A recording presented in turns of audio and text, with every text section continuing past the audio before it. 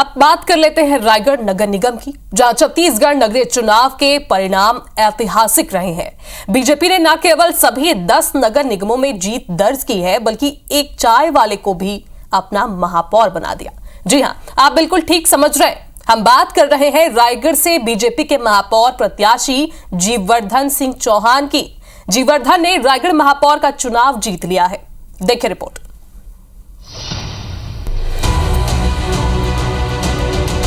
जिंदाबाद जिंदाबाद जिंदाबाद जिंदाबाद जीवर्धन भैया जिंदाबाद जिंदाबाद जिंदाबाद। इनसे मिलिए, ये है रायगढ़ के नवनिर्वाचित महापौर जीवर्धन सिंह चौहान।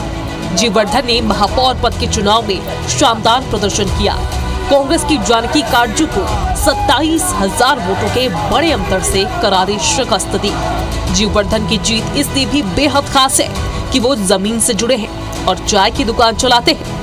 रायगढ़ में उनकी पहचान अभी तक चाय बेचने वाले बीजेपी कार्यकर्ता की रही है, लेकिन अब जीवर्धन को रायगढ़ के महापौर के रूप में पहचाना जाएगा।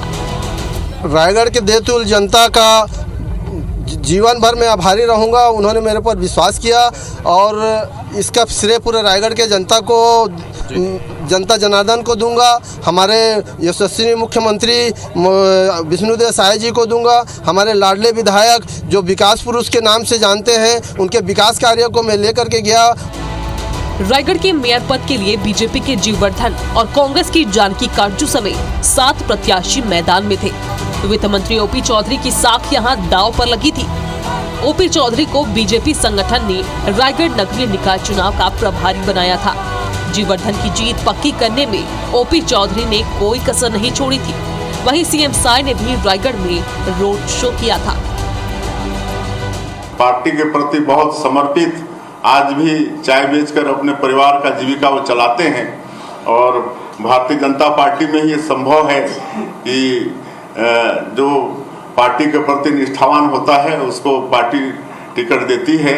और आज जीवर्धन भाई 34,000 से ज़्यादा मतों से रायगढ़ नगर निगम का चुनाव जीते हैं। 29 साल की राजनीति करने के बाद भी व्यक्ति चाय बेचकर, एक ठेला चलाकर आत्मसम्मान के साथ अगर जीवन जी रहा है, तो ये इस बात का प्रमाण है कि वह व्यक्ति ईमानदार है। उनकी विनम्रता, उनकी सहजता, सरलता और ईमानदारी के साथ सुशासन और विकास के वायदे को रायगढ़ की जनता ने आशीर्वाद दिया।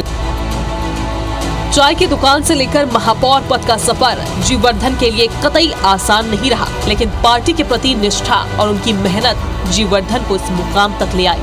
जीवर्धन की जीत को प्रधानमंत्री मोदी से भी जोड़कर देखा जा रहा है, जो खुद स्टेशन पर चाय बेचा करते थे। अब जीवर्धन के पास मौका है खुद को साबित करने का, रायगढ़ की जनता के उन पर जताए भरोसे पर खरा उतरने का। Bureau report, IBC 24।